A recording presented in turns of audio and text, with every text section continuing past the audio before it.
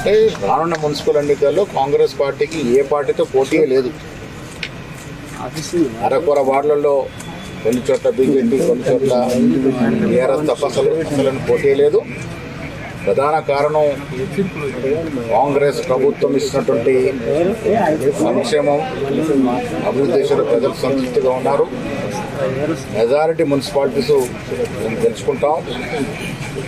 రేపటి నుంచి ఇన్ఛార్జ్ మంత్రులు వారికి ఇచ్చినటువంటి పార్లమెంటు నియోజకవర్గాల్లో అక్కడ నాయకత్వంతో కోఆర్డినేట్ చేసుకుంటూ ఎన్నికలు సజావుగా జరిగే విధంగా ప్రజలకి మనం ఇచ్చిన సంక్షేమాన్ని వివరిస్తూ, అభివృద్ధిని వివరిస్తూ ఎన్నికల్లో గెలిచే పరిస్థితి గురించి సీఎం గారు వివరించినారు. డిప్యూటీ సీఎం గారు ఖమ్మంలో హెల్డప్ అయి ఉన్నారు, ఇప్పటికి ఇంకా ఆన్ ద వే ఉన్నారు. లక్ష్మణ్ గారు కూడా వారి నియోజకవర్గంలో కొంత విత్డ్రాల్స్లో కొంత వచ్చినటువంటి ఇబ్బందుల వల్ల అక్కడ ఆగిపోయినారు. వారు ఆన్ ద వే, వాళ్ళిద్దరు చేరుకోలేకపోయినారు. మిగతా మంత్రులంతా వచ్చినారు, వారితో ఫోన్లో మాట్లాడారు. అసలు రెబల్స్ అనేవి 1-2 నియోజకవర్గాలు మినహా ఎక్కడ రెబల్స్ పెడతలేదు. ఉదాహరణ నిజామాబాద్ తీసుకుంటే దాదాపుగా 60 వార్డులు ఉంటే 59 వార్డులు రెబల్స్ విత్డ్రా అయినారు, ఒక వార్డు తప్ప.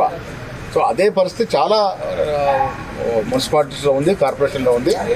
1-2 నియోజకవర్గాలు తప్ప ఎక్కడ రెబల్స్ పెడతలేదు. అది కూడా రేపటిలో సమస్య పోతుంది.